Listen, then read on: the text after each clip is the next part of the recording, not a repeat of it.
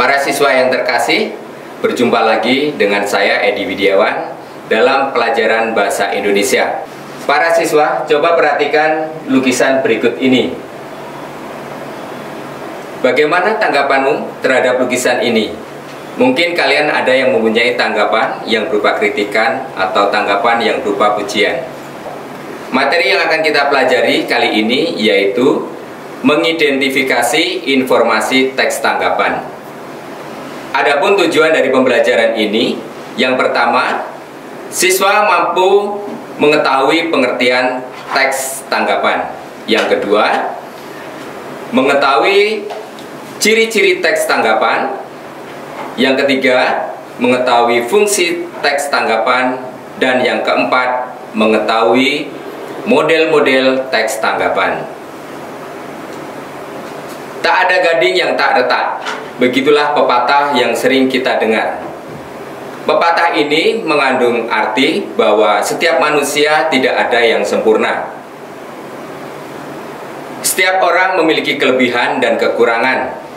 Kelebihan bukan untuk disombongkan, dan kekurangan bukan untuk bahan merendahkan seseorang atau mengejek seseorang. Untuk menyempurnakan kekurangan diperlukan tanggapan atau saran baik secara lisan maupun secara tertulis. Apabila orang memberi tanggapan baik berupa kritik atau pujian, kita harus menerima dengan lapang dada. Dari tanggapan itulah kita akan menjadi lebih baik ke depannya. Namun ada yang harus diperhatikan, yaitu tata krama dalam memberikan tanggapan. Kita sering melihat di televisi atau di media lain, orang dalam menyampaikan tanggapan atau kritikan kadang menggunakan bahasa yang kurang baik atau kurang santun.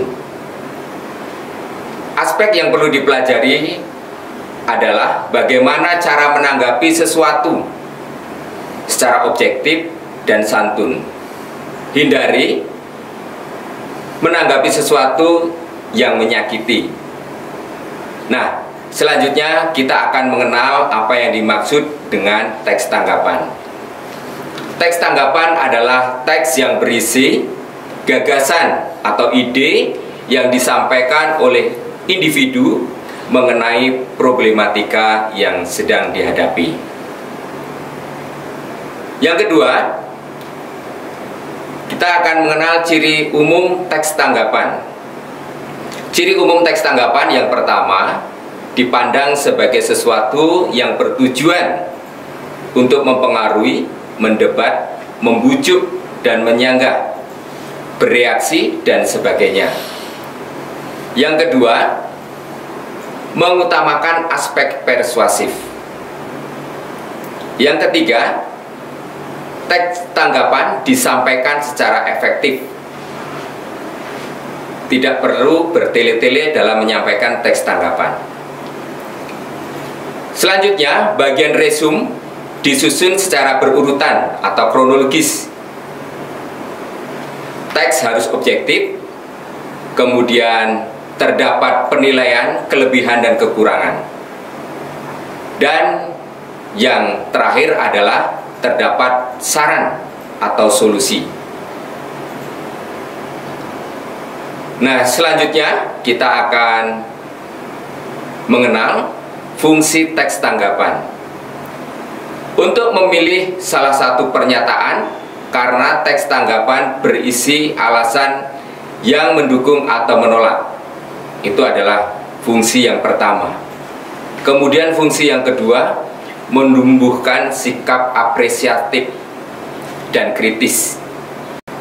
Selanjutnya kita akan mengenal model teks tanggapan. Teks tanggapan terbagi menjadi dua, yaitu teks tanggapan kritik dan teks tanggapan pujian. Teks tanggapan pujian berisi pernyataan yang bersifat memuji sesuatu hal. Teks tanggapan kritik, jenis teks yang menanggapi secara kritis permasalahan yang terjadi di sekitar kita. Sebelum memberi tanggapan atau kritik, terhadap sesuatu, kita harus memahami fakta atau hal yang akan kita tanggapi. Baiklah, selanjutnya saya akan memberikan beberapa contoh kalimat pernyataan kritik.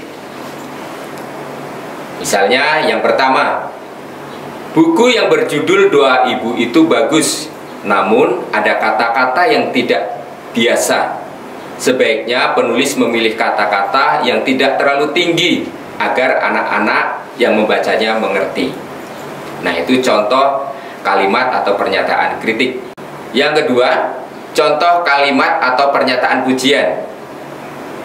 Film itu bagus dan layak untuk ditonton karena memberikan pesan agar kita tidak boleh menyerah dalam menghadapi tantangan hidup. Nah, anak-anak, demikianlah materi mengidentifikasi teks tanggapan yang dapat Bapak sampaikan. Terima kasih dan selamat belajar.